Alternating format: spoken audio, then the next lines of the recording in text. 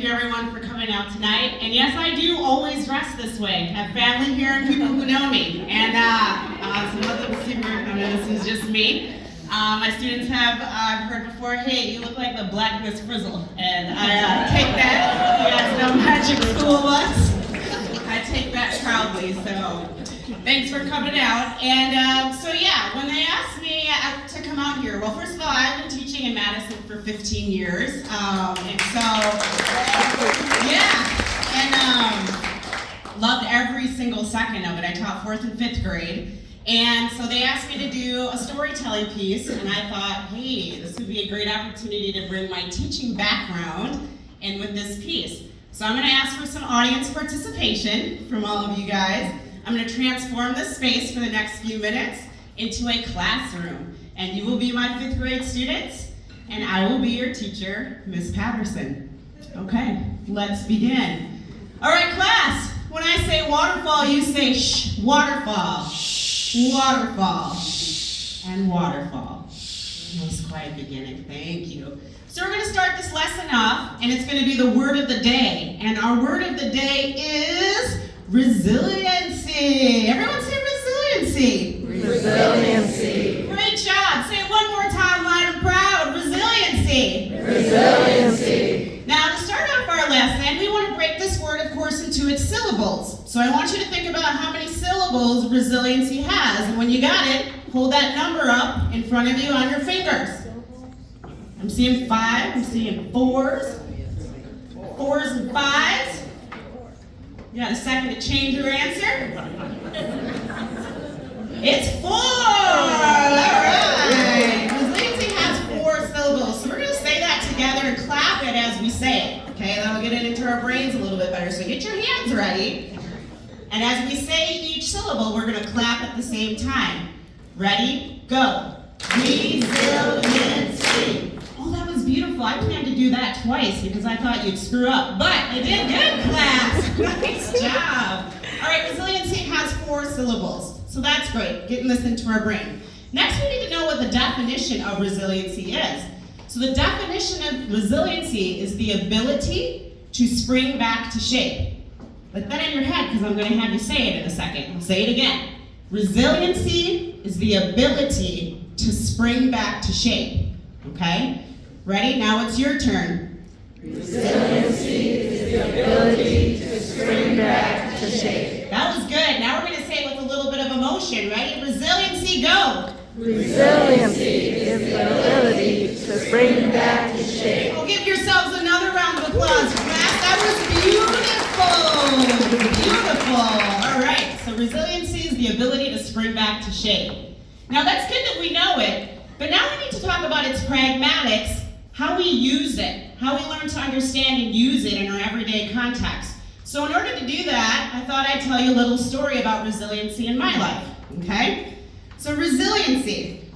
I thought about this and I thought, hey, you know what? I had 2 classroom mottos when I was teaching. One of them was work hard, play hard, and the other one was UBUNTU. Now work hard, play hard, many people have heard that before, and many families came to know that that's what happened in Miss Patterson's class when you got there. Students would work harder than they had ever worked in their entire lives when they got to 4th and 5th grade. But they would also have more fun than they ever had in school when they got to 4th and 5th grade. And I'm not kidding, my students would come back after they graduated and say, Miss Patterson, yo, we didn't work that hard again until high school. But they weren't coming back to complain. They were coming back to say thank you. Thank you for pushing us. Thank you for allowing me to recognize how much harder I could work in school, how much more I could do in school, and how much a better person I became because of work hard, play hard in your classroom. So that was really great to hear. I even had a student who came back and said, Ms. Patterson, I'm in school to become a journalist. It's because of the writing foundation, all that writing you made us do in 4th and 5th grade. But that's when I knew I wanted to become a journalist. So, you know, teachers, we all have great stories just like that, stories on stories. That's why we do what we do. Because it's definitely not the, I'm gonna let you infer that one. So, what I want to talk about next is UBUNTU, my second classroom motto. Now, most of my students and families, they never had heard that word before, so that was a new one for them. But that word Ubuntu, that would be a word that they learned, and they would know more deeply and more quickly than any other word that they had heard before. And they learned it because they learned to live it. Now, Ubuntu is an African word. It means, I am because we are. I want everyone to say Ubuntu. Ubuntu. I am because we are. Say, I am because we are. I am because we are. Yes. And so Ubuntu has a really special meaning. And I'm going to show you a video in a second of some of the kids that were in my classroom that learned to really take in Ubuntu. But Ubuntu really means, I can't be a happy person. Now listen to these words. I can't be a happy person if you're not a happy person. I can't do it. I can't be a happy, whole human being if I look out and I see my other classmates and they are happy, whole human beings themselves. So it's my responsibility. I don't come to school. Yeah, I come to school for the academics, but I come to school to uplift my other classmates. And that's what we worked on in my classroom. That I don't show up here to show off. I show up here to bring my talents and my gifts and my skills, and I use them to help the other students in my classrooms. That we rise and achieve things together. And that's Ubuntu. That's Ubuntu.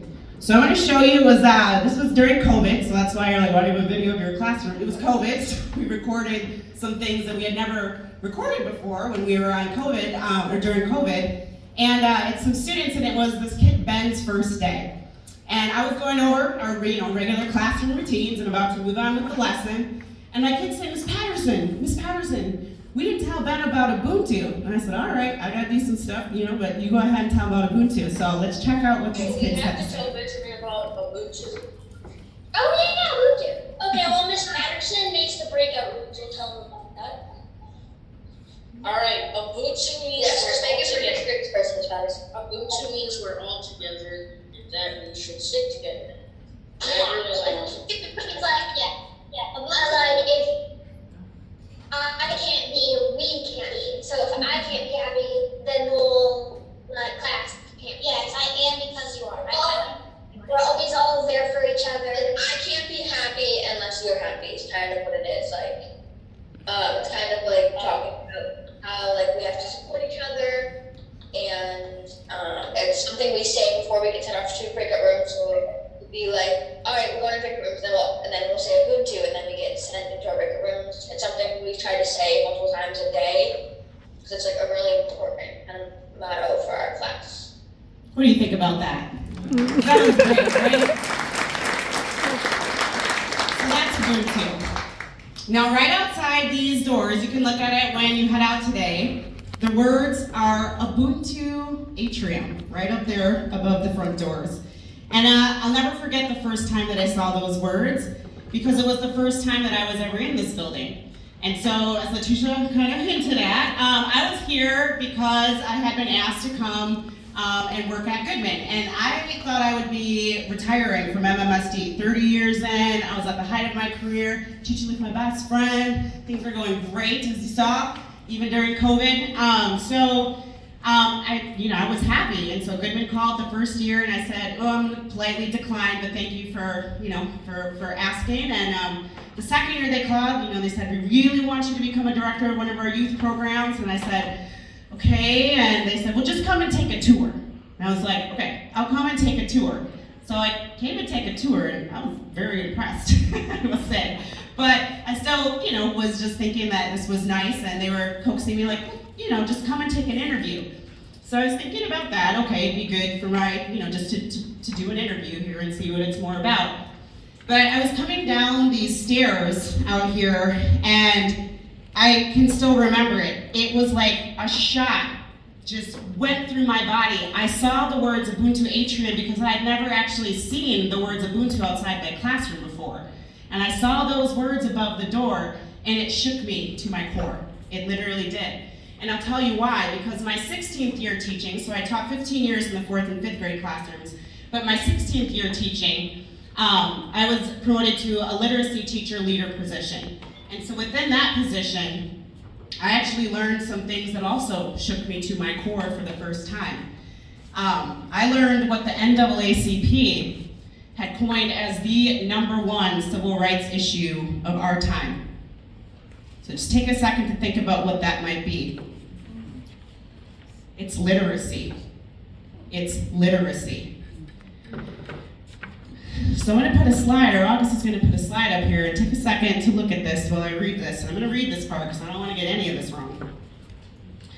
I learned why 2/3 of American kids, and 2/3 of Wisconsin kids, and 2/3 of the kids right here in our city of Madison were struggling day after day after day to simply learn to read. I learned how in 1997 and 98, Wisconsin ranked 3rd in the nation in reading, 3rd, and only 13 years later dropped to 30th, with proficiency of our black youth ranking last in our country. Our black kids were reading at less than 10% of reading proficiency. I learned that over half of all American adults can't read past the level of my 5th graders. That 1/5 of high school graduates can't read their diplomas, and that 44 million adults are unable to read a simple story to their children. I learned the hard truth, and this is the truth, that if children are not reading proficiently by the end of 4th grade, they have more than a 75% chance of never catching up and struggling and hiding that for the rest of their lives. Our country is in a crisis. And if we keep pretending that one teacher in a classroom of 25 students, if we keep thinking our schools can face this reading crisis alone, we're wrong. We need help. And when I saw those words Ubuntu, that's what shook me to my core, because I knew I had to start doing something more to become a bigger part of that change that I wanted to see in the world. Right, Gandhi? Right, be the change? Yes, I had to become that. I was comfortable teaching, but I had to pull myself out because I knew what our teachers needed. We needed a bridge. We needed a place where people could come and get trained and learn about how they could come to school and help our teachers out, to help our kids learn how to read. With that one word, Ubuntu, I found a newfound sense of resiliency. With one word, I knew Goodman would be my resiliency. It would be my ability to bring reading rates back to shape in our community and recreate the goodness that I saw, that you saw in those kids right there, and bring that to Goodman.